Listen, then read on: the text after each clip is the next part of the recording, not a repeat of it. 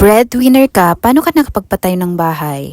Actually, yun din yung tanong ko sa sarili ko. By the way, ako nga pala si Bicolana sa syudad, pangalawa sa 10 magkakapatid. At 16 years old, naging yaya dito sa Metro Manila. After 1 year, naging working student. Yaya sa umaga, college sa gabi. At for 6 years, yan yung ginagawa ko. Bakit 6 years? Dahil nag 2-year course muna ako. Kasi sabi ng amo ko, baka hindi ko naman daw tapusin kapag nag 4 years agad ako. May trust issue sila dahil meron silang kasambahay na ganun. After ko makagraduate ng 2-year course, pinagpatuloy ko yung bachelor's degree. 2019, graduate ako cum laude. At nung pandemic, nag-enroll naman ako sa master's degree. At nung 2024, graduate na rin ako. Pero pagka-graduate ko nga pala ng college, kapag-start agad ako ng work sa government bilang contractual. And after 1 year and 7 months, na regular na rin. So balik tayo, bakit nga ba isang breadwinner nakapagpatayo ng bahay? Ako yung tao na napakatipid. Lumaking mahirap, kaya naman bawat sentimo alam ko kung paano pahalagahan. Lahat ng mga bonus, incentives na nare-receive ko. Matik yan, di ko yan binabawasan kahit piso para sa mga luho lang. Bago pa dumating yan sa ATM, nakasulat na kung para saan ko yan gagastusin. Kahit simpleng kwek-kwek, pinag-iisipan ko kung bibilihin ko o hindi. Dahil bawat piso, nangihinayang ako kapag nababawasan yung pera ko. Kasi calculated ko na siya bago pa dumating. Isa sa mga nakatulong sa akin yung pagbabudget talaga bago pa dumating yung pera. Naka-allocate na yan sa lahat ng paggagamitan ko. At higit sa lahat, ang pananampalataya sa Diyos at palaging pagdarasal. Naniniwala kasi ako na lahat ng meron tayo ay galing sa Panginoon. Maliit man yan o malaki. Kaya sa lahat ng ating ginagawa, wag nating kalimutan ang ating Panginoon. Dahil siya lamang ang may kapangyarihan na gawing posible ang lahat ng mga imposibleng bagay. Ayun lang, ingat tayong lahat at sa mga gusto pa ng videos,